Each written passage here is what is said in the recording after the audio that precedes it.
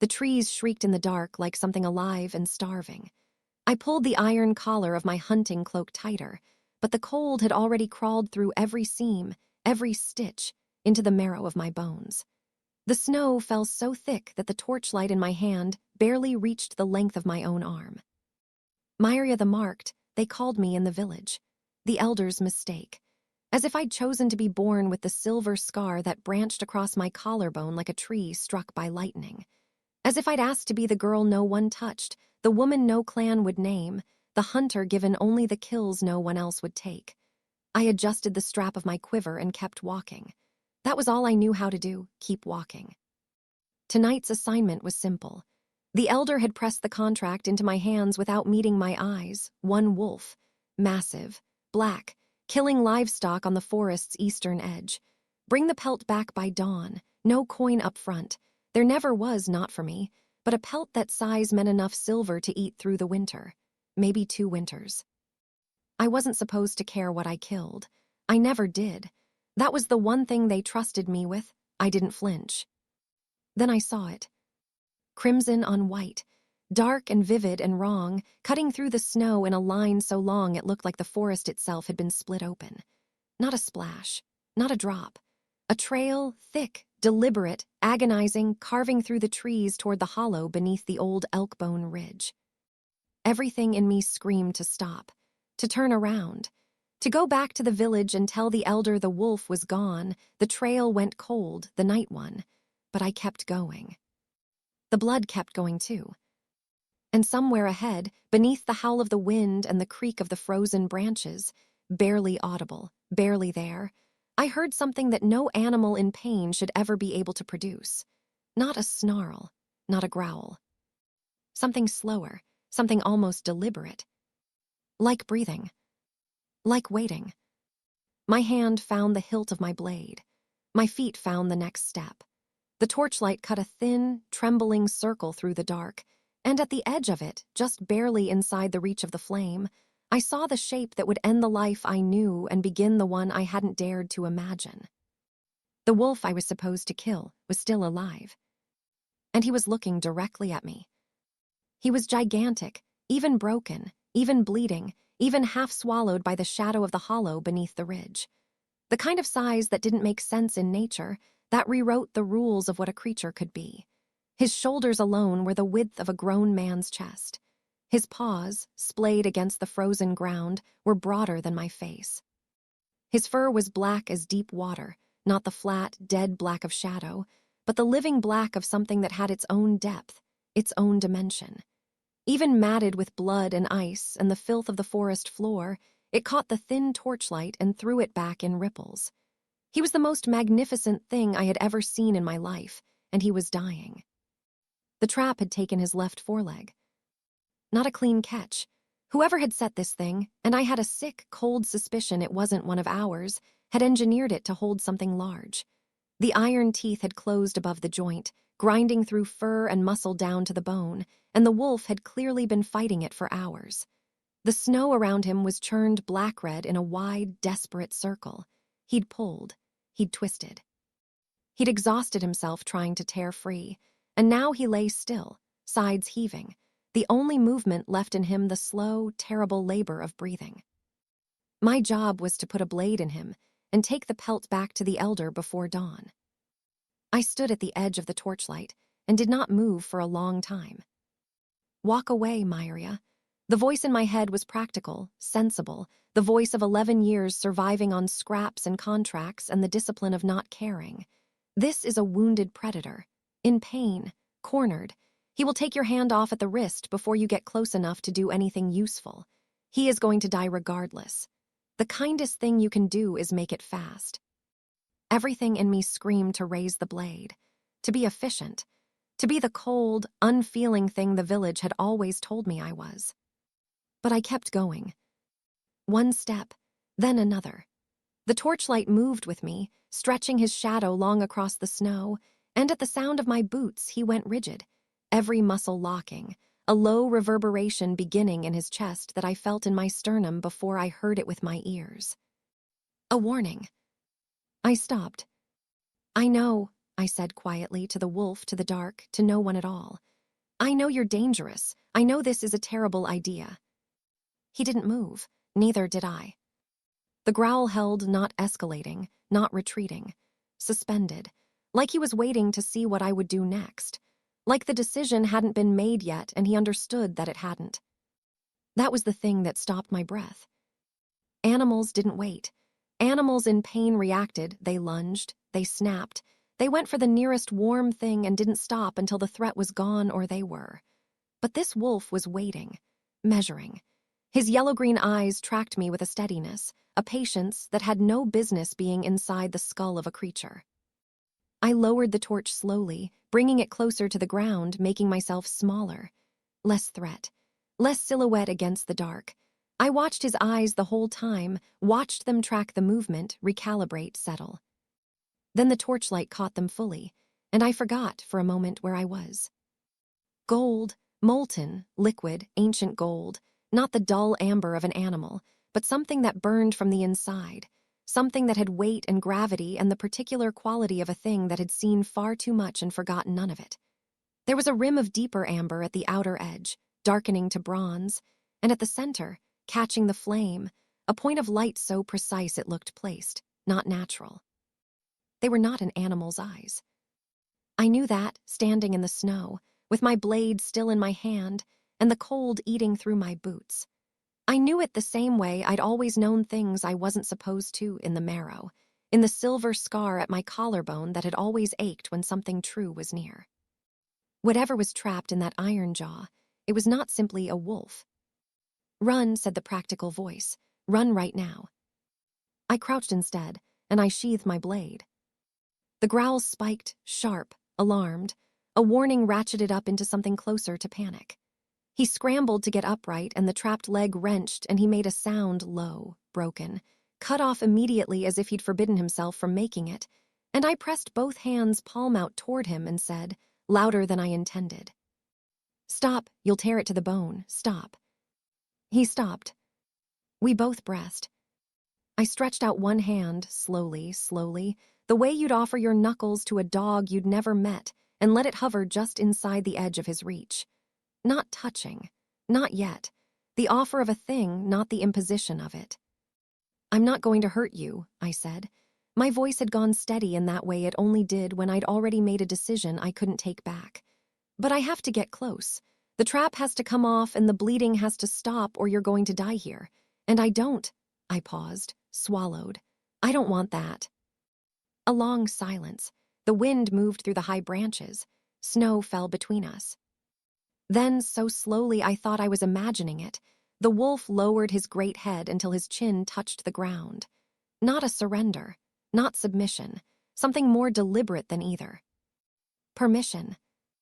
I exhaled a breath I'd been holding since I walked into the hollow, and I moved closer. "You didn't drop a word count, so I'll match the previous section at ~1,000 words. If you want a different count going forward, just say so." Up close, it was worse. The trap had not just bitten, it had ground. Whatever blacksmith had forged this thing had built it for something specific, something large, and the teeth had serrated edges that had worked deeper with every struggle. When I brought the torch low and looked at what had been done to his leg, my stomach turned over in a slow, nauseating roll.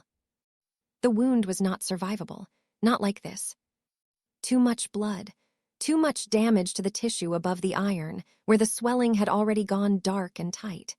He would be dead by morning, not from the cold, not from exposure, but from simple, brutal blood loss, if I did not close what was open and close it now. I had my kit. I always carried it.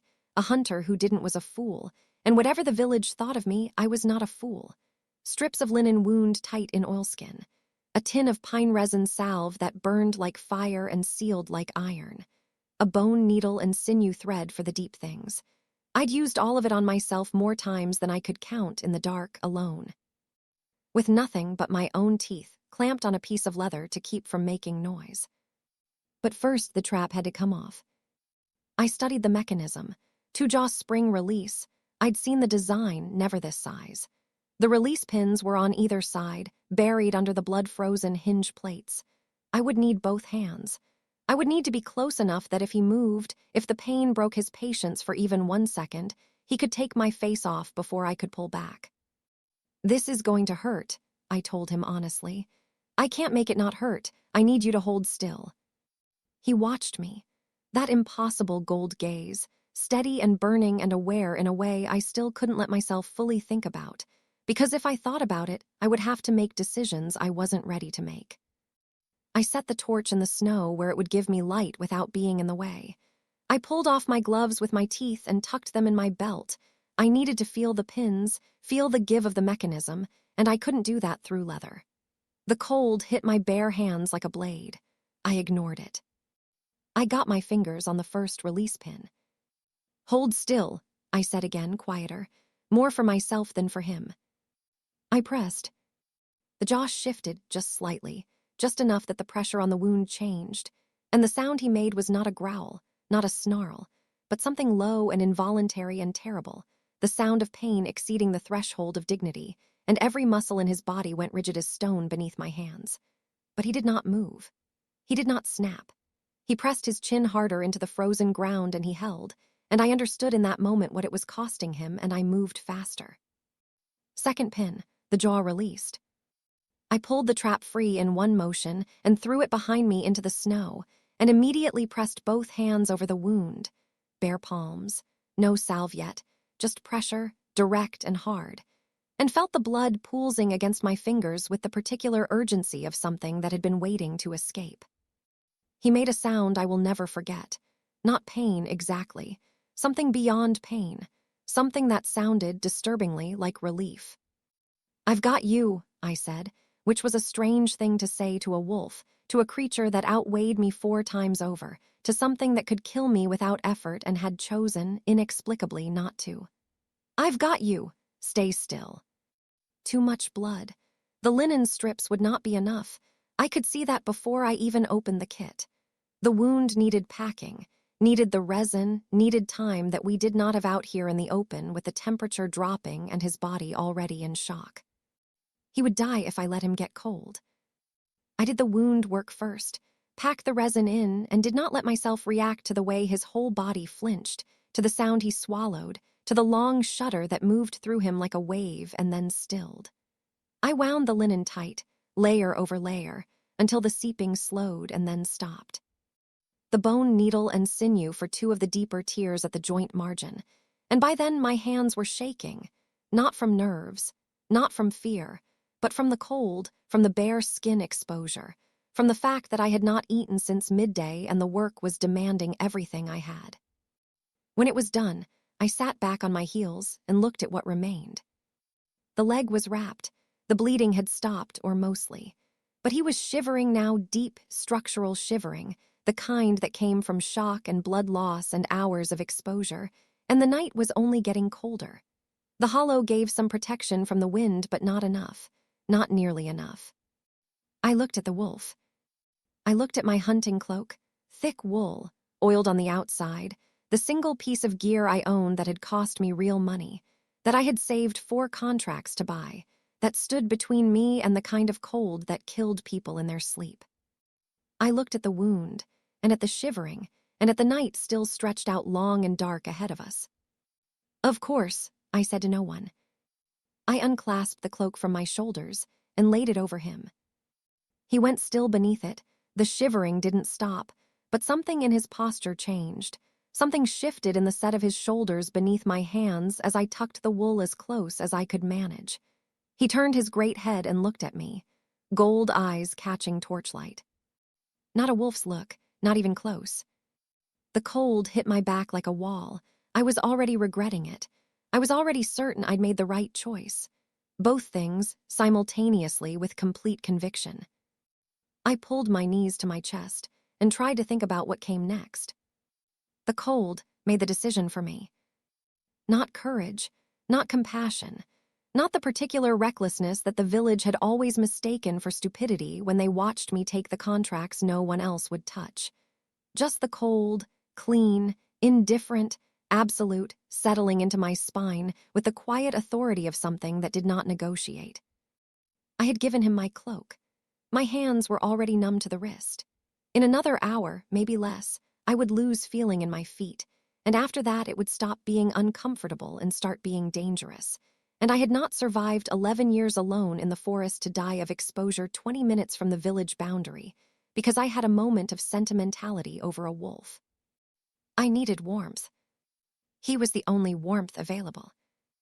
I sat in the snow 3 feet from him and had a very calm, very rational argument with myself about it.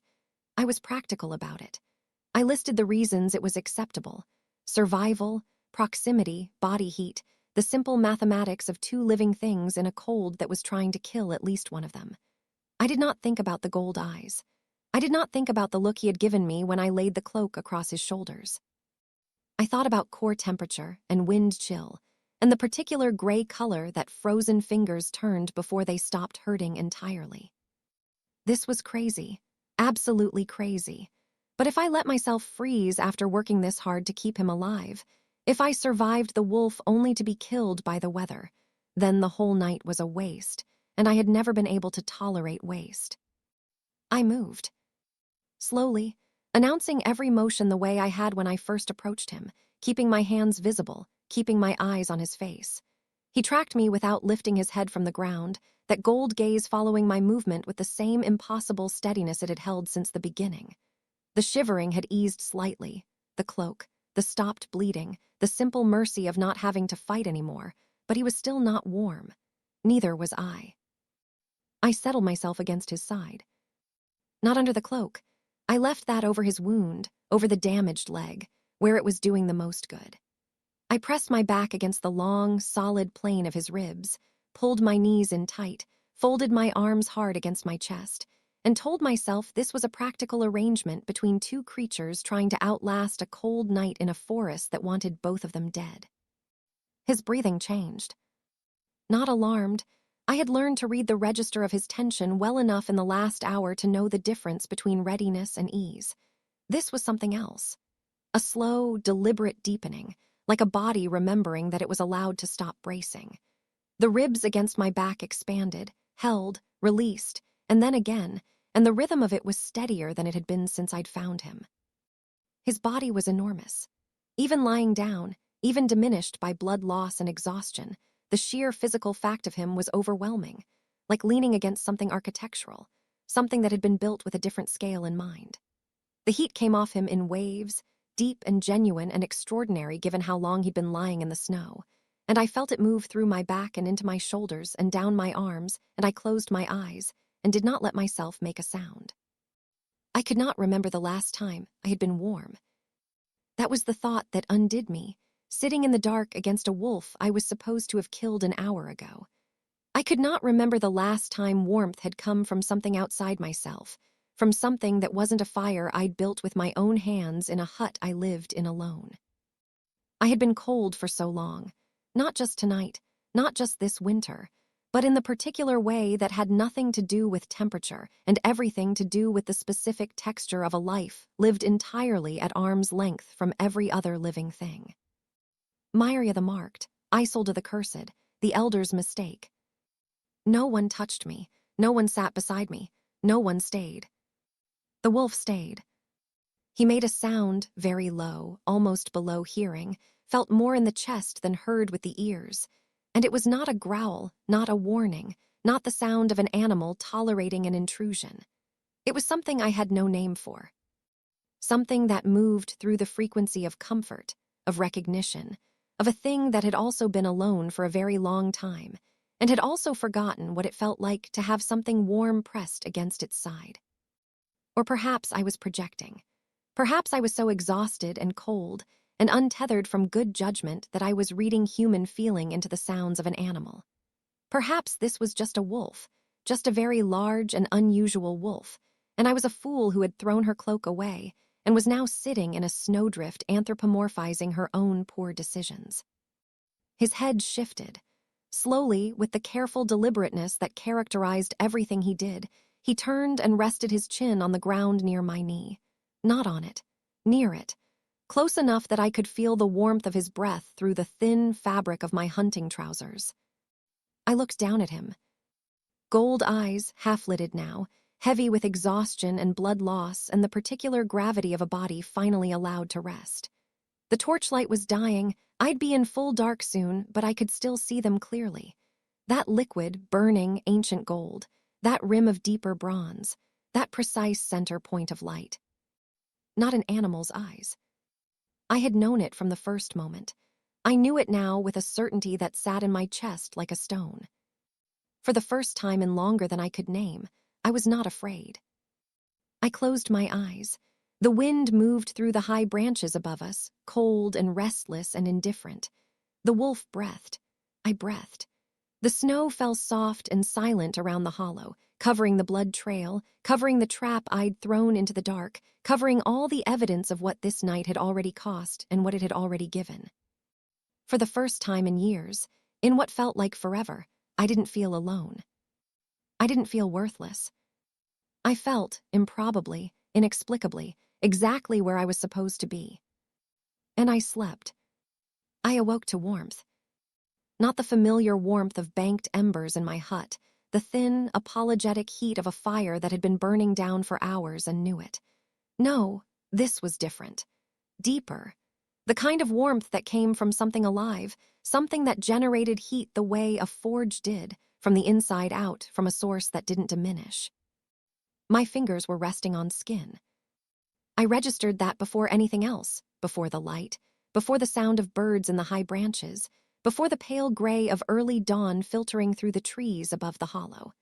My fingers, curled loosely at my side, were lying against something warm and bare and human, rising and falling with slow, even breath. I froze. The mind does a strange thing in the first seconds of realizing the world has changed while you were sleeping. It goes very quiet. It stops offering explanations and simply presents the evidence, one fact at a time, with the terrible patience of something that knows you are going to need a moment. Fact, I had fallen asleep against a wolf. Fact, there was no wolf. Fact, there was a man. I lifted my head. He was lying on his back in the snow, or where the snow had been, because the ground beneath him had melted in a wide radius, as though his body ran so hot it had simply refused the cold. With my hunting cloak draped across his hips, and one arm folded beneath his head, and the other lying open at his side, palm up, fingers slightly curled. I could not move, I could not think, I could only look. He was the size of the wolf. That was the first thing. The sheer, impossible scale of him translated directly. Shoulders so broad they seemed to belong to something larger than a man. Chest wide and deep and carved with the particular musculature of a body that had not been built in a comfortable life. Not the bulk of excess, but the density of something that had been tested, repeatedly, severely, and had not broken. Every line of him was a record of force survived. His skin was dark, a deep, rich brown that the early light caught and held, warming at the shoulders, deepening at the hollows of his collarbones and the ridges of his ribs. Scars mapped him from the shoulder down. Not the small, incidental scars of ordinary living, but the serious ones, long, lateral, deliberate-looking lines across the left side of his chest that had healed raised and silver. A wide, complex mark at the right shoulder that I recognized, after a stunned moment, as a bite, massive, old, the kind of wound that would have killed a man and had apparently chosen not to. Smaller marks scattered across his forearms, his hands, the backs of his knuckles. A body that had been in wars, a body that had won them. His face was, I made myself look, because not looking felt more dangerous than looking, felt like the kind of deliberate blindness that got people killed, severe. That was the word. Not harsh, not cruel, but severe in the way of a thing that had been stripped of everything unnecessary by time and pressure and left only with what was essential. A strong jaw, dark with several days of growth. A mouth that in sleep had released whatever it held in waking, gone slightly soft at the corners in a way that made something in my chest do something I did not have a name for. High, pronounced cheekbones. A scar through the left brow, thin, precise, the kind left by something very sharp, that pulled the outer edge of it fractionally downward. He looked ancient, not old, not a line of age on his face, not a thread of gray anywhere, but ancient in the way of something that had existed for much longer than the body it wore suggested. the way certain trees looked ancient, the way certain stones did. I became aware, slowly, that I was starring. I became aware, slightly less slowly, that his breathing had changed. My eyes went to his face, and his eyes were open. Gold. Molten, liquid, burning gold, with that deeper ring of amber at the outer edge and that precise center point of light that I had seen in the hollow last night by torchlight, looking up at me from the face of a dying wolf. The same eyes. Identical in color, in quality, in the particular weight of their attention, that non-animal steadiness, that impossible patience. The same eyes. He was watching me with them now the way the wolf had, completely still, completely present, measuring without menace, waiting without urgency. As if he had all the time in the world.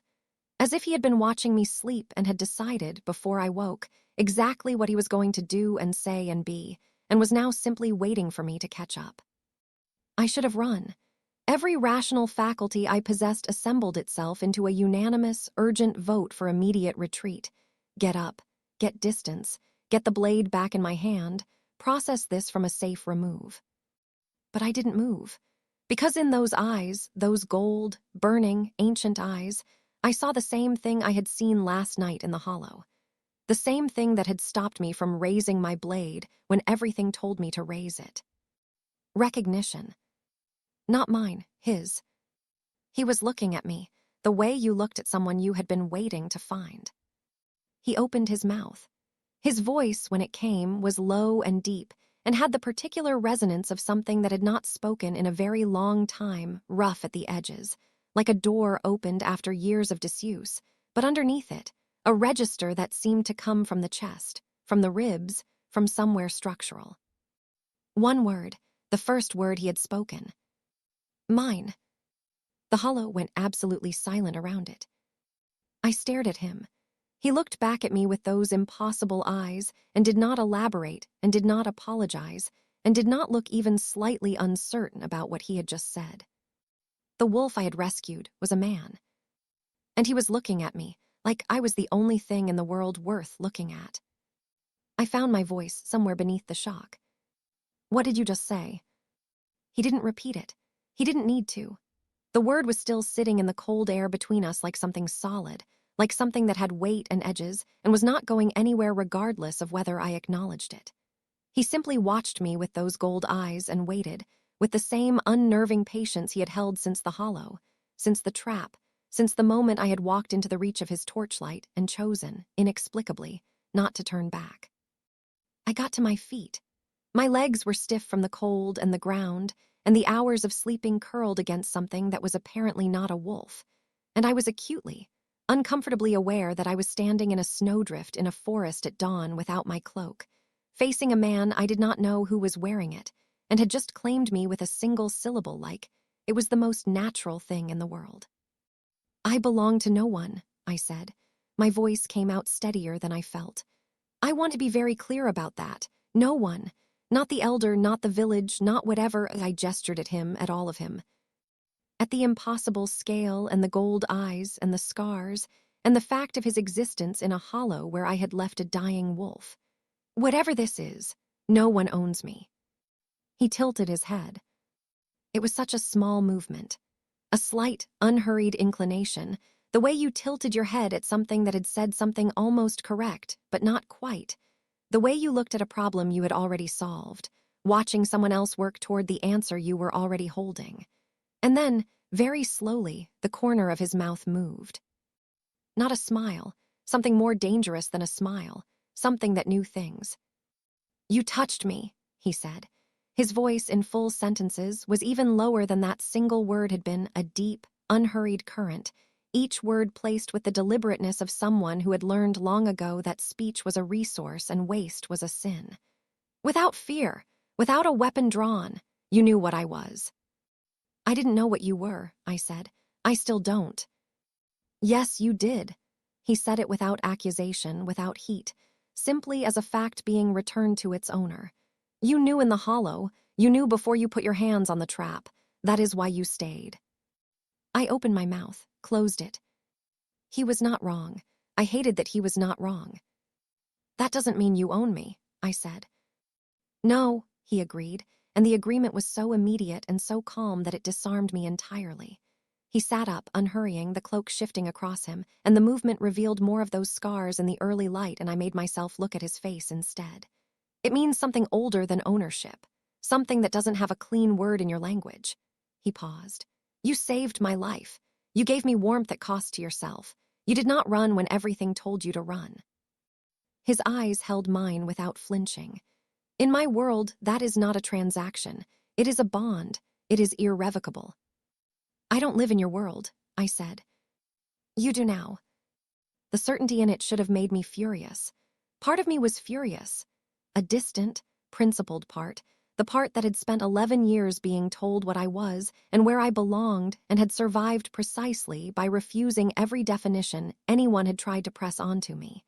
That part was assembling its arguments with great efficiency. The rest of me was doing something else entirely. Explain it to me, I said finally. If it's so irrevocable, explain what it actually means. Something moved through his expression, not surprise exactly, but something adjacent. As if he had expected more resistance at this particular juncture and had already prepared for it and now had to recalibrate. He looked at me for a long moment in the pale morning light. It means, he said slowly, that you belong to me because I belong to you. That is how the bond works. It is not possession in the way your world means it, not ownership, not control. His jaw tightened fractionally. I have lived 300 years. In 300 years, I have belonged to nothing, to no place, to no one, to no cause that did not eventually become ash. He paused. Until last night. The silence that followed was the loudest thing I had ever heard. 300 years, I repeated. Yes. Of what? He looked away from me for the first time, just briefly, just a single fractional shift of those gold eyes toward the middle distance, toward something I couldn't see and suspected he was the only one who could. When he looked back, the severity was still there, but something had opened behind it, something that had clearly not been opened in a very long time and was unused to the exposure. War, he said. Loss, the particular loneliness of being the thing that everything else is afraid of. A beat. I never believed in fated bonds, in healers who walked into traps at midnight and chose, for no rational reason, to stay. He looked at me with those ancient, burning eyes, and his voice dropped to something that was barely above a murmur, that seemed addressed not to me, but to some accumulated weight of centuries he'd been carrying alone. Until the moment you put your bare hands over my wound and told me to hold still. The scar at my collarbone ached. It had been aching since the hollow. I belong to no one, I said again, but my voice had changed, had lost something, had come out quieter and less certain than the first time, a question wearing the clothes of a statement. He heard the difference.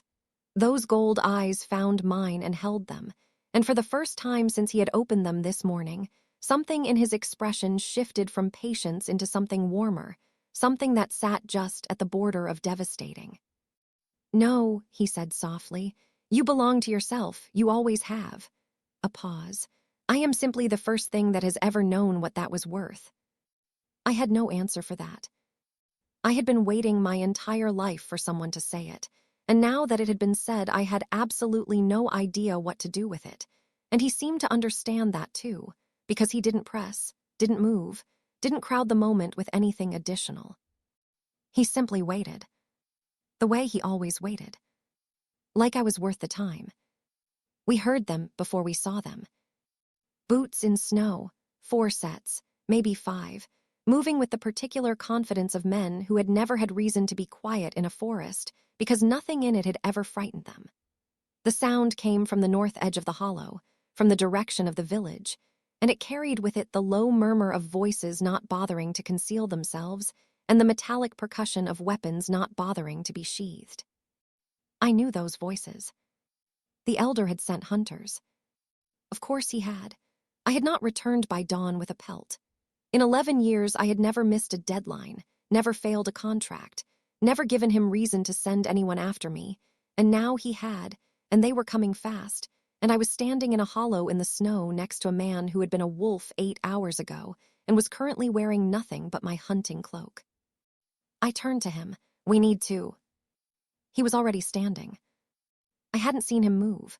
One moment he had been sitting in the melted snow with those gold eyes watching me, and the next he was simply upright, all of him, the full and staggering fact of his height and his breadth, and his presence filling the space of the hollow in a way that immediately reorganized the scale of everything around him. He was taller than I had registered lying down, taller than any man I had ever stood next to. He stood without apparent effort, without the careful negotiation of a body that had been wounded and cold and near death the night before, and that more than anything crystallized what I was dealing with. He was not recovering. He was already recovered. His eyes were on the tree line. That gold gaze had gone from warm and unhurried to something else entirely. Flat, focused, the quality of attention that preceded action, the look of something that had done this before, that had done this 10,000 times before, and had already run every calculation and reached every conclusion before the threat had fully materialized. "Stay behind me," he said. Not a request, not even precisely a command. Just a fact, delivered in a voice that had dropped an entire register, that resonated in the chest cavity, that had all the warmth stripped out of it and replaced with something ancient and absolute. I thought about arguing. I thought about it for approximately 1 second. I stepped behind him. The hunters came through the tree line in a loose group. 5 of them, as I'd guessed, led by Karn, the Elder's chief enforcer, a broad, flat-faced man who had made my life unpleasant in small, consistent ways for as long as I could remember. He had a crossbow leveled before he'd fully cleared the trees. The others had blades drawn and torches that were redundant in the growing morning light, but carried anyway, because men like Karn liked the theater of torches. He saw me first, then he saw what was standing in front of me. He stopped. The 4 men behind him stopped. Nobody said anything for a moment that stretched long enough to have its own weather. "Myria," Karn's voice had a careful quality to it that I had never heard from him before.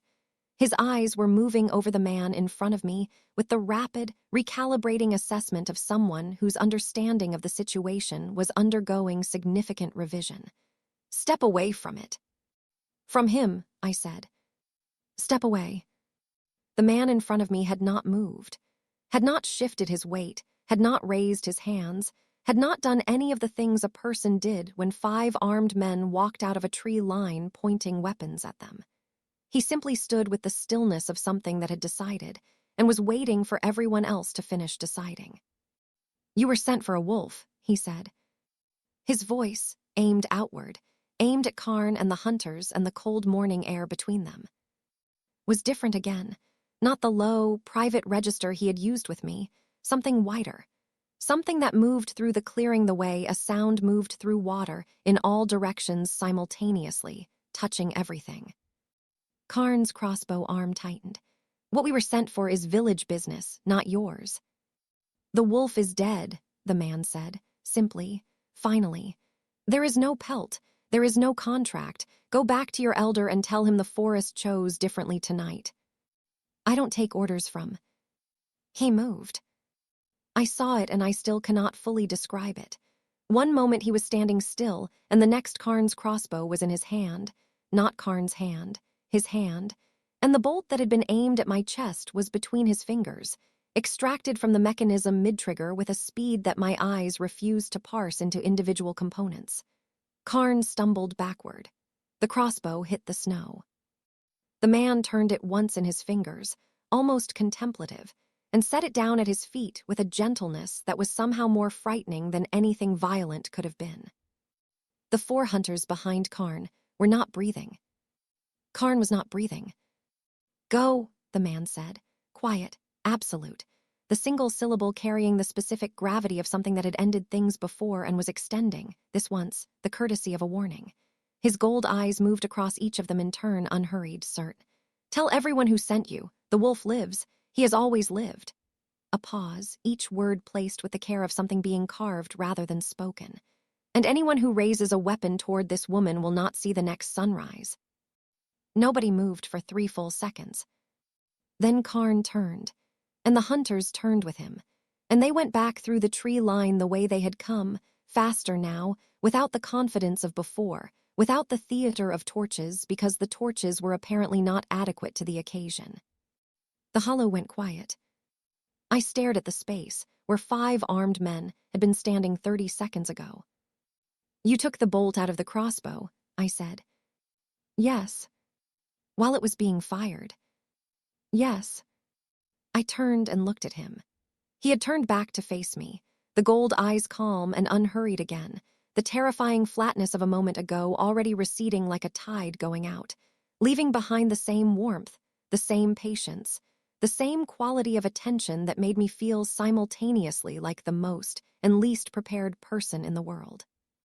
"What are you?" I asked, not for the first time, differently than the first time. He looked at me for a long moment in the pale morning light, with something in his expression that was almost, a smile. "Yours," he said. The same word he had woken with, returned now with its mirror flipped, not possession, not claim, but answer. Identity. The thing he had chosen to be, of everything he could have been, after 300 years of being something else entirely. I had no response to that either. I was beginning to think he knew that, and found it acceptable. We walked for an hour before I understood that we were not walking toward anything I had a map for. I knew this forest. Every hunter in the village knew it to a radius of 4 miles. The elk trails, the frozen creek beds, the particular density of the pine stands that marked the boundary of the elders' territory. I had walked every inch of it at every hour and in every weather, and I had never once found what was appearing, incrementally, through the trees ahead of us. The forest was changing. Not dramatically, not all at once. It happened the way dawn happened, so gradually that you could not identify the precise moment of transition, only look back afterward and understand that something had fundamentally shifted. The trees were taller here, older. The kind of old that stopped being measurable in rings and started being measurable in what had happened beneath them. The bark thick and silver gray, the roots surfacing from the ground in long architectural sweeps, the canopy so high above us it had its own weather. The snow between them was undisturbed by anything as ordinary as footprints. The air tasted different, cleaner, colder in a way that was exhilarating rather than cruel. He walked beside me without speaking. He had dressed, or rather, something had been left for him at the base of a particular tree a 1/4 mile back, dark clothing folded with a precision that suggested prior arrangement, and he had collected it without surprise, and I had chosen not to ask. He moved through his forest. Because it was his forest, I was understanding that more concretely with every step, with the unhurried certainty of something that had walked this ground so many times it carried the memory of it in the body rather than the mind. I heard the castle before I saw it. Not sound, not voices or bells or the mechanical noise of a populated place. Something subtler. A resonance, a low harmonic that seemed to come from the stone itself, from the deep roots of something built to last beyond the ambitions of the person who built it. It moved through the soles of my boots and into my feet and up my spine. Then the trees ended. I stopped walking. The castle rose from the misted valley below the ridge like something dreamed rather than built, vast and dark and luminous simultaneously. The stone a deep charcoal that caught the morning light and held it differently on every surface, here going silver, there going almost blue, the towers ascending into low cloud so that their peaks were invisible, suggesting a height that may or may not have had a limit. The walls were not the brutal, defensive blankness of a fortification, but something more complex, carved, not ornamentally, but structurally. The stone shaped into forms that served the architecture while being beautiful, arches and buttresses and long windows that seemed designed to let the outside in rather than keep it out. Below the main gate, which stood open, and the fact of that open gate did something to my chest I couldn't immediately explain, the valley floor was alive. Not with people, not yet. With wolves. Dozens of them moving through the misted grass with the particular fluid silence of a group that functioned as a single organism, dark shapes against the pale morning ground. As we descended the ridge toward them they began, one by one, to still. And then, one by one, to bow. Not metaphorically. Not in some attenuated animal way that could be reinterpreted as coincidence. They lowered their great heads until their chins touched the frost-silvered ground, and they held that position, and the stillness that moved through all of them was the stillness of intention, of recognition, of a thing performed with full understanding of its meaning. They were not bowing to him. He had stopped walking 2 steps behind me. They were bowing to me. My throat tightened in a way that had nothing to do with cold. 11 years of being Myria the Marked, the elder's mistake, the woman no one touched. 11 years of being the wrong shape for every space I occupied, and now 40 wolves in a silver-misted valley with their heads against the ground, and I didn't know what to do with my hands. He came to stand beside me, close enough that his arm was a solid warmth against my shoulder. "They knew before you did," he said quietly. "They always know." Inside the walls, the scale redefined itself again. The great hall alone was larger than the entire village I had come from, stone floors worn smooth by centuries of use, high windows throwing long columns of pale light across the space, iron chandeliers overhead holding candles that burned without visible source of flame. It smelled of pine resin and old stone, and something warmer underneath, something that belonged to a place that had been lived in and tended, and returned to across a span of time I couldn't hold in my head all at once. At the far end of the hall, on a raised platform of dark stone, 2 thrones.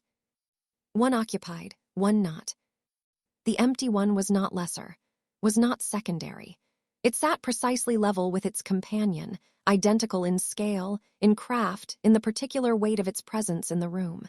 It had not been hastily placed or recently added. It had been there, waiting for what looked like a very long time. He stopped at the foot of the steps and looked up at it, and then looked at me, and in his gold eyes was something I had not seen there before, not patience, not certainty, not the ancient steadiness that had characterized everything he had done since the Hollow. Something quieter, something that, on a face less accustomed to severity, might have been called hope.